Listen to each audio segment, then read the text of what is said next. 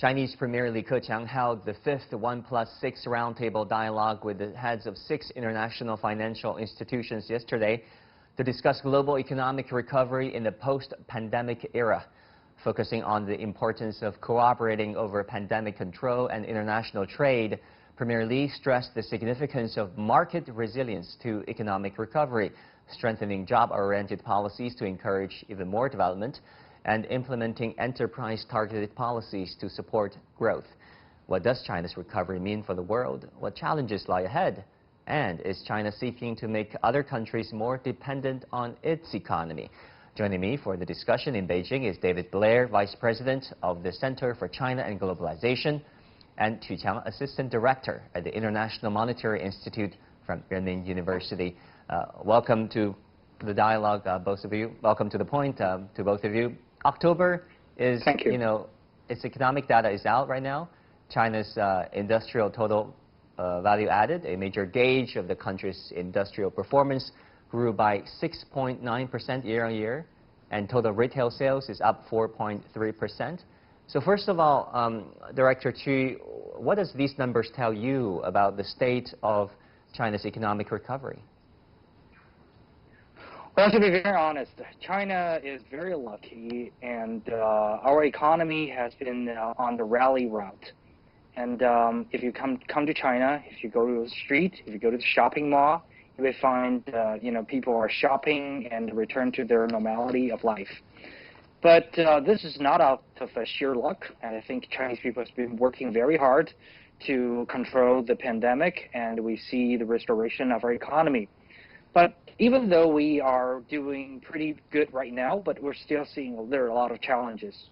For example, our trading partners and our friends in the rest of the world are still not opening up, and we're seeing the pandemic is still, prevailing in many parts of the world, and which is bad news for Chinese export and the manufacturing sector, since China is still the #1 manufacturing country in the whole world, and we're trying our best to try to provide for the rest of our world's and customers' demand. So if China is going to maintain the sustainable growth of our economy, it still depends on the solidarity of the whole world working on and try to deal with the pandemic and the full restoration of the world economy. Right, David, what do you think? Where is China when it comes to its economic recovery? Well, China's had policies that are, I think, almost unique in the world. It's had stable and relatively controlled monetary policy, and combined with a more activist fiscal policy of tax cuts and some policies that allowed increased local government spending. But I think the stable monetary policy is key. I want to contrast the People's Bank of China's policies with the U.S. Federal Reserve's policies. The U.S. Fed has dramatically increased, almost incredible amounts of new money has been put into the system. This money, if monetary theory is to be believed, this new money is going to create bubbles, it may create inflation, it exacerbates inequality by increasing asset prices. So I think the rest of the world that has not followed stable monetary policy is going to be facing pretty hard times in the next few years. We could see a financial crisis, we could see inflation, we'll see a lot of budgetary problems. So China's main problems, I think, will come from external countries having serious problems.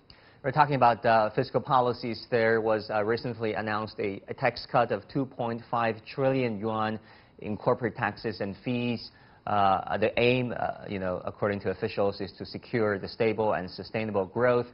Director Qu, how do you see these policies, especially the tax cuts this time around, may help companies across China, especially the small and medium-sized companies? I think this policy is very vital and very necessary to provide for the SMEs in China. Well, as you probably know, the pandemic hit the hardest on the small and medium-sized enterprises everywhere in the whole world, not only in America and in Japan and Europe and Africa, but also in China. And in China, we have an extra stress on SMEs, since in China, the SMEs actually provided for 60% of our GDP and more than 60% of the government revenue, and also more than 70% to 80% of the jobs. So when the pandemic is hitting on Chinese market, I think what they represent, the GDP, the revenue income, and the jobs, will take also the hardest hit. That's the reason why Chinese government is trying its best, even try to save the government spending and try to help those enterprises with the tax cut.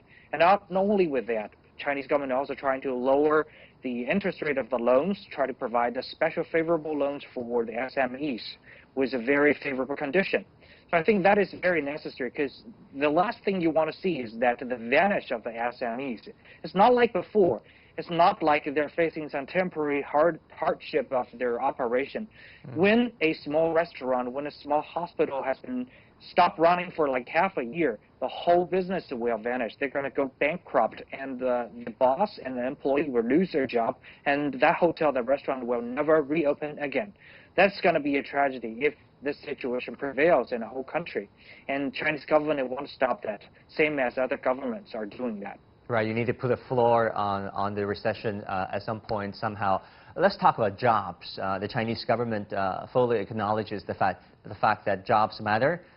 Premier Li said that during the roundtable with world's major economic institutions. And Premier Li said there will be employment-oriented policies. Let's look at some numbers here. In October, nearly 11 million urban jobs added. Actually, that's the number for the first 10 months, not just October. And the urban unemployment rate dropped to 5.3% in October. David, your interpretation on these numbers? I think Premier Li is absolutely right to focus on employment. When people lose their jobs, it can destroy their whole lives. You have people who've worked their whole life to build up a small business, they lose it, they've lost all that work. Their employees, who are often people at the very lowest levels of society, can also lose their jobs. The overall numbers look good, but there are some sectors where people are in serious trouble, especially many types of service industries.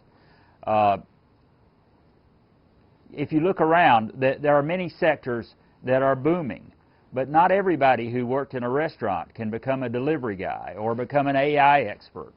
So I think the government is very wise to focus on maintaining the stability of those SMEs, trying to keep them alive, realizing that they create most of the employment in this country. In the longer term, I think there needs to be a refocus toward vocational education to help people move up into better jobs. I think vocational education often pays off much better than spending on a university degree or on elite universities, for example. Right. Director Chu, when it comes to jobs, the job numbers, there has been this age-old question, that is how accurately can the urban employment job numbers or unemployment numbers reflect the job market. I mean, if you're from a small village or township and lost your job, chances are you're probably not included in these urban job numbers. You know this better than I do. So what do you think is a more complete picture for the moment of China's job market? Well, first of all, I completely agree with my colleague here, and he's absolutely right. Well, sometimes, all the government, what they can do is microeconomic policies. That is like incentive packages and stimulus and relief act, something like that. But it's like pouring down the water into the main channel. But the trickling down effect can be very limited. Well, even though you can use a huge stimulus package or incentive package to make the GDP number look better, but actually the trickling down effect is serious, and probably when GDP number is only shrinking by 1%, but already you have 1 million people losing their job. When it comes to China's situation, the situation can be a little bit different and complicated. In China, we call it the sponge kind of economic system, so which means our flexibility is very, very large, different from other countries. China is already the #2 economy in the whole world, but put into this in mind, China still have more than 50% of the cities, 50% of the rural areas remain not urbanized, and we still have a very large population who still lives in a rural area and are working for the temporary job area. They are the migrant workers, for example. Well, yes, according to our formal economic sectors, they lose their job. They lost their job due to the pandemic. But here's another situation on the other side of Chinese economy, that they still have a permanent land and a residential area back in their farm, back in the rural area. So they lose their day job in the city factory, so they can go back to the village, and they still have farmland to plant their own food, and they have the permanent residential area, so they don't need to pay the rent. So they can survive. And plus all, the government still give them the cash stimulus package, relief act for them. So they can survive. So which is a good news on one hand, but on the other hand, yes, you're right. Some formal sectors' employment numbers are largely underestimated. Right. You know, the housing situation in the rural areas are underreported, certainly in the West. According to CEIC, China's household debt accounted for 61.4% of its nominal GDP in September 2020. And some economists worry that the surge in Chinese household debt may result in the sluggish medium to long-term recovery of consumption as income is redirected to pay interests. So, David, how real is this risk? I'm not very worried about that risk. I look at it, that debt, and a lot of it is housing debt, and a lot of it was created because they made the housing debt market more reasonable in terms of having to make down payments and take on more debt when you buy a house. So that doesn't really worry me, especially compared to the debt levels in many other countries, including especially my country. I think I don't want to see China move to the kind of debt-financed consumption that we've seen in the United States. I think maintaining a financial system that focuses on real investment rather than on funneling money to near subprime consumers is essential for that country, for this country. So I think it's really important to think about when we're making changes in the financial system that we not change it so much that the biggest profit for a bank is making loans to consumers for current consumption. Rather, they should continue to focus on funding businesses, funding infrastructure, funding productive investments. So I'm not too worried about the consumer debt yet. It could get, if you move too far in the consumption level, it could get serious. But right now, I don't think it is. All right, guys, thank you both so very much for your insight, David Blair and Qiang.